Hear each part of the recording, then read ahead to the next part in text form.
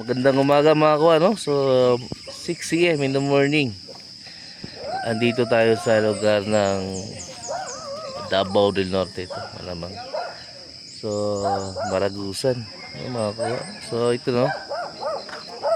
Ito mga kasama ko. Dito sa kinabi, dito kami natulog kagabi. Ito. Kasi galing kaming Davao, Tagum, dito malayo. So meron kaming ginawa sa Davao, tapos ito naman ay dito na kami natulog. So dito yung area na pupunta namin. So yung mga kasama ko yun, so meron kaming entrance dito. Ayos, kapitay mga kuwa. So ito mga kuwa, no? Mayroong silang gate. So ito tayo. Yan ang bulaklak mga kuwa, oh. Ito yung payag. Siyempre magkakapit ng mga gabi sila. Maganda nilito. So welcome to the jungle. Yes. Yung ano, ayun yung sa babaw.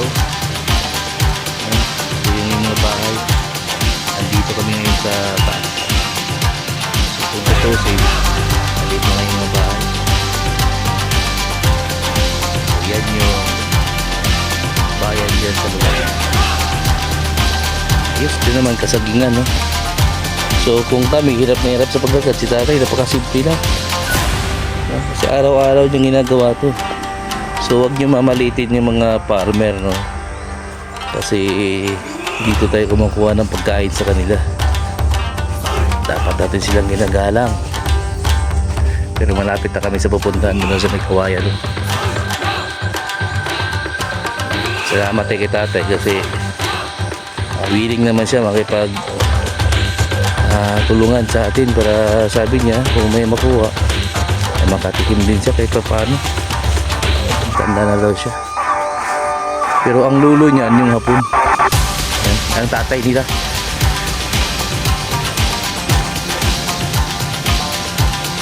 Ayun yung kawayan. Doon tayo papunta.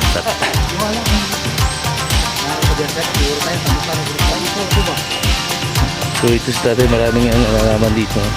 So high ground to mga kuha. Pero itong dinadaanan namin ay talagang masukal, no? So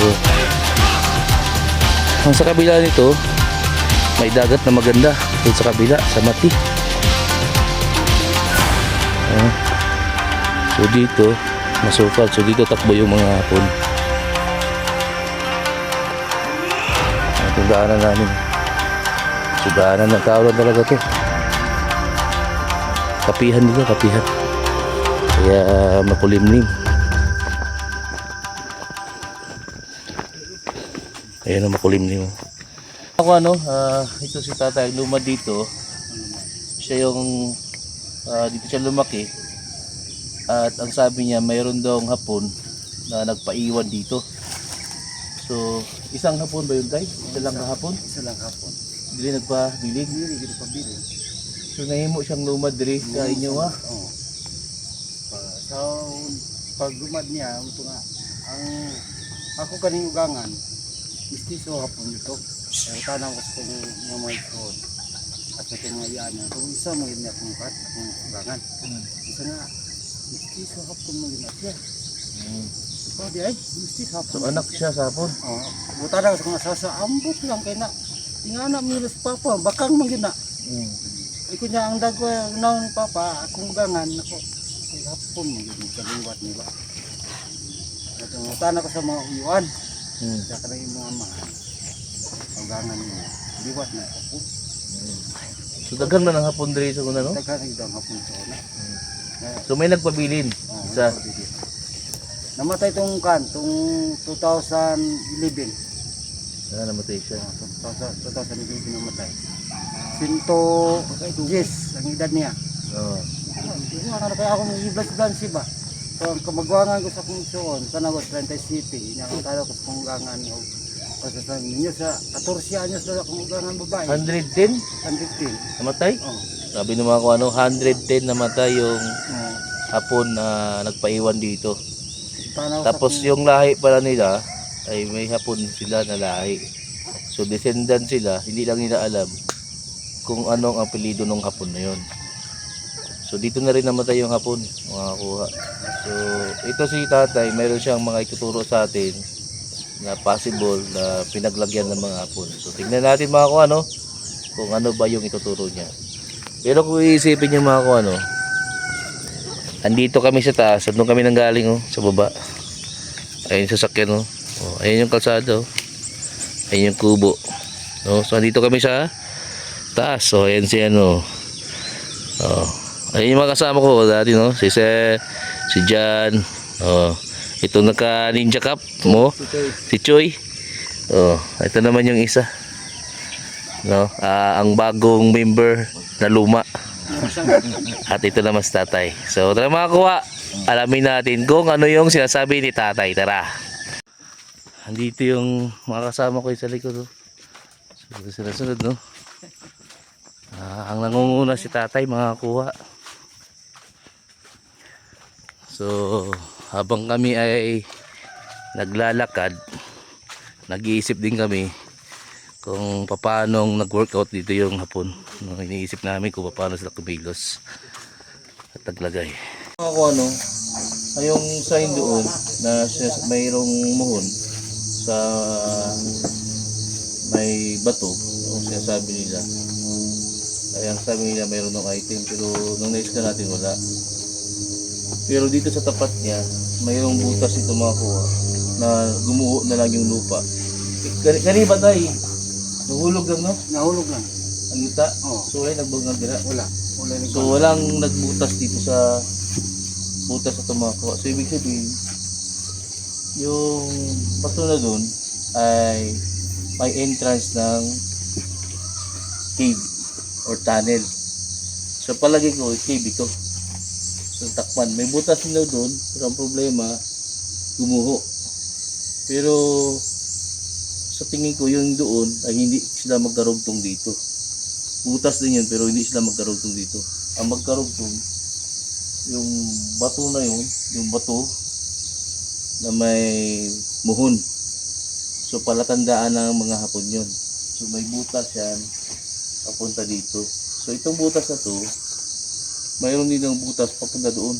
May butas din doon. So tingnan din natin yan. So ang inaalam ko ngayon, kung itong butas na to, ito at doon ay magkarugtong. So iskanin natin to hanggang doon sa may isa. So mayroon daw nakasulat doon, tingnan natin kung ano nakasulat ng mga kara.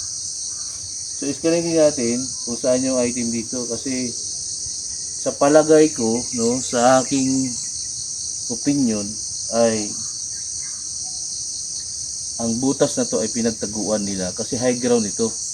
So pwede sila bumbay dito. So butas dito sa loob.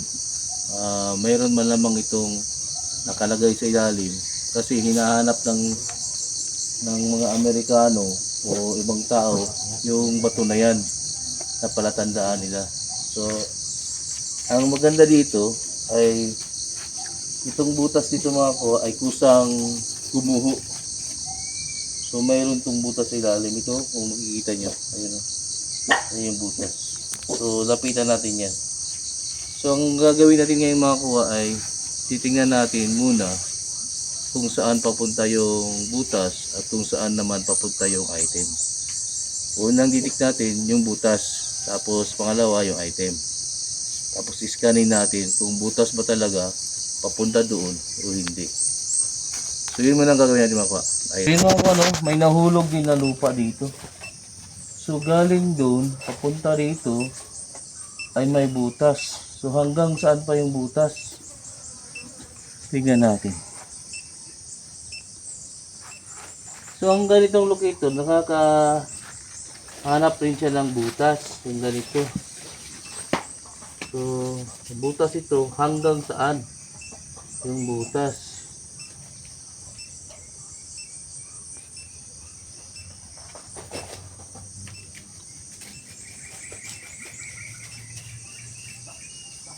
Hanggang doon.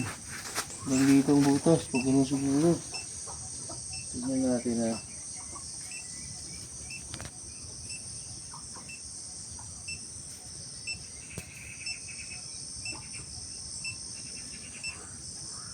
Hanggang dito. May butas.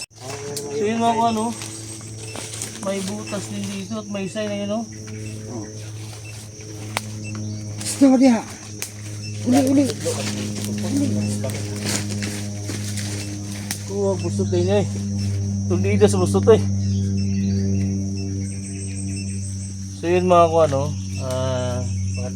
yung tinuro doon hanggang dito ay tinuro ng locator natin. May butas din dito eh, no? So may sign, ayun yung sign, no? No? So kaya siya nahuhulog mga kuha kasi cave yan sa ilalim. So may butas, yung lupa nahuhulog yan talaga. Sa experience ko, yung pinasok namin sa Lanao ay ganito po yun, nahulog yung lupa. Ayun o, cave type siya, nahulog yung lupa. So nasarahan yung butas doon sa ilalim o hindi man, ay nahuhulog talaga yung lupa. So kung saan lang yung may butas, doon lang din yung dumadaan yung hapon noon. So galing doon, hindi siya dumaan dito sa taas kasi nakikita nga sila ng aerial view ng Amerikano, no? So dito sa dumadaan sa ilalim. So malamang yung item nasa ilalim.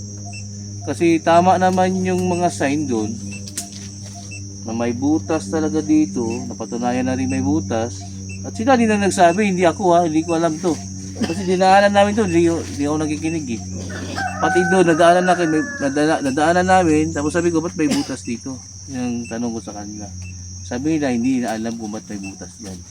So walang idea. So ngayon, alam natin na may cave sa ilalim. No? So, alam na natin. So, kailangan lang gawin dito ay malaman o ma-explore yung sa ilalim na to. So, sila ang makaka-explore nun kasi sila yung taga rito.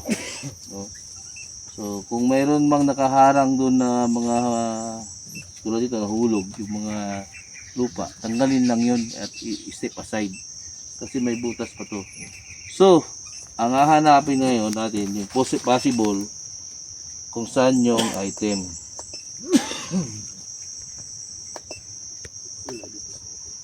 Kung saan yung pinaglagyan ng item. Kasi pag may sign, mayroong item. Yung bato na malaki doon, pupunta natin mamaya, mayroon dong muhon. Pero sinunog na nila, kaya hindi na makita yung muhon. Pero mayroon pa rin lagay na bakas. No? So, ngayon titignan natin kung saan naman yung item.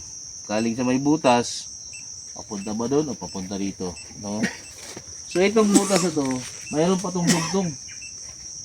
Patagos doon siguro sa, kasi bundok ito eh, parang gagano na bundok ko. Patagos doon. So, tignan natin kung saan yung item mga kung ano.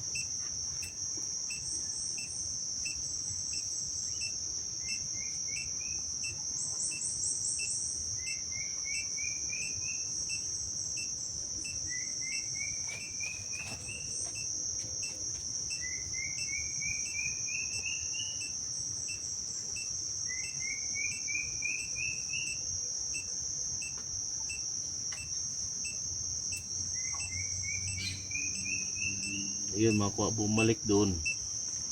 Balik tayo doon. Tara.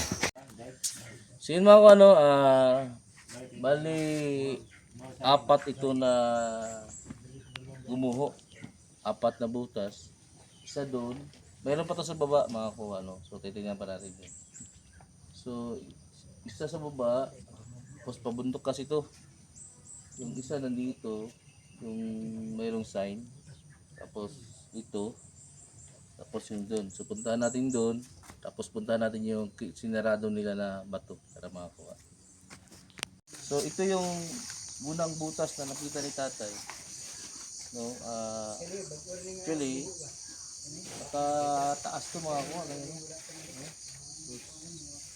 May mga bato yan sa gilid. So dito sa ground, dito sa baba na to, dito sila nagbutas. So dito sila mayroong cave na papasok-pasukan. So hanggang dito, doon, diyan may butas yun doon, papunta doon.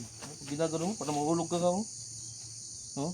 So, May butas siya dito mga kuha. Pero ito, talagang sinira to ng lupa. Kasi nakaganon to mga kuha, nakatawa. So taas dyan, taas doon. So possible na dito ka dumadaan. So dito rin sila lumalabas kapag ka nagpapahinga. So high ground to mga kuha. Ayun o, high ground. Oo, nililig yung hirap na ano na yan. Ano ba ginagawa ng hirap na ano yan? Ito sa lagi sir. Lagi? Ito ba dia? Kita nyo? Kuha, high ground yan. Dito ba, tingnan mo ito. Tingnan mo ito. So ayan, high ground.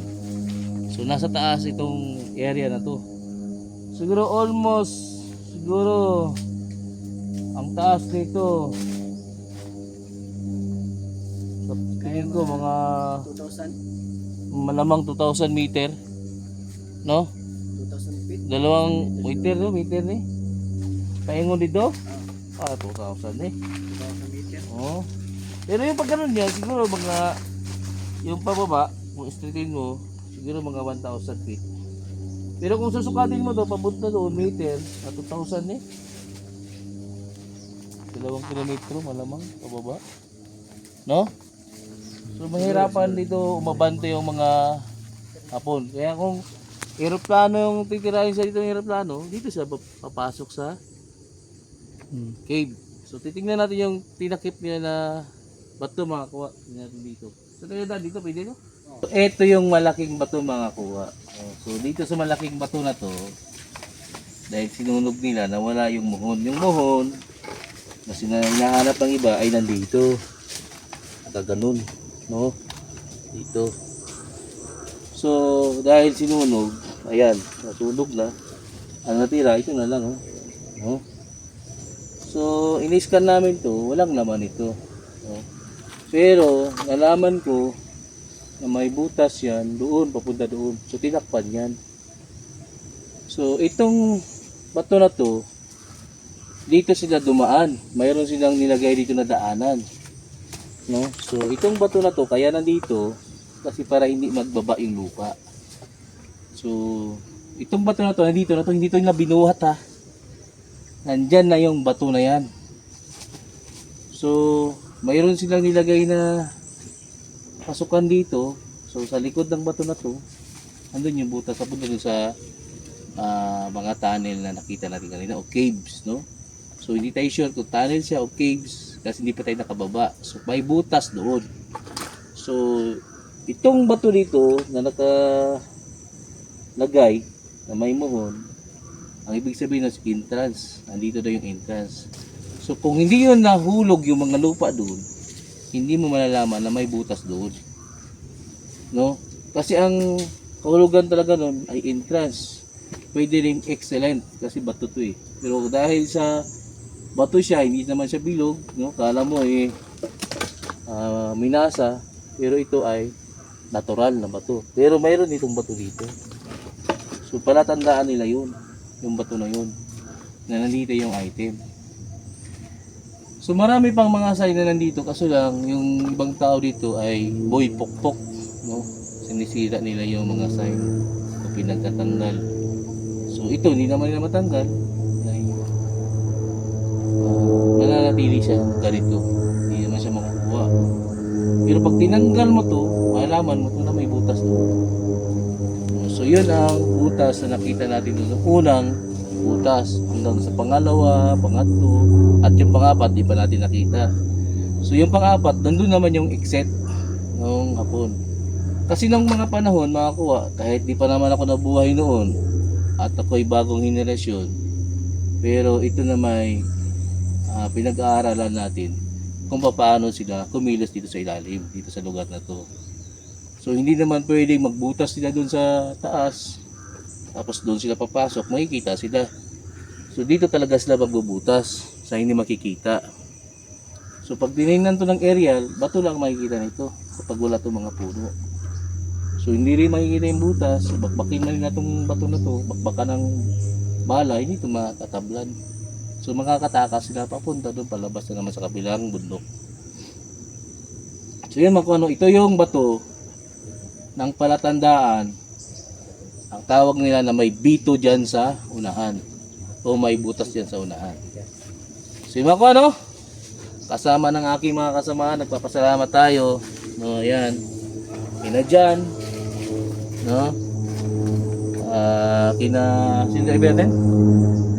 Kasi sir, Sa si Sir. ano lang doon sa taas. Si Sir, si Jan, itong mga parinti niya at sa kitatay na napunta tayo dito.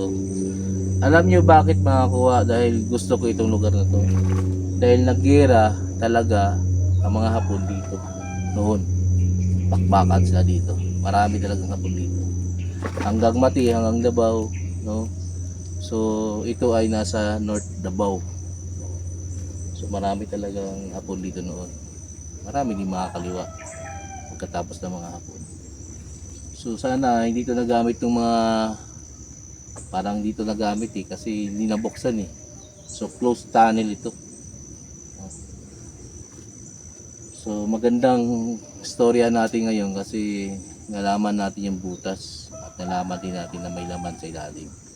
So nasa pag-ukay na lang nila yon kung paano sila mag-explore doon sa ilalim ng butas. Pero I'm sure na mayroon talagang butas sa ilalim.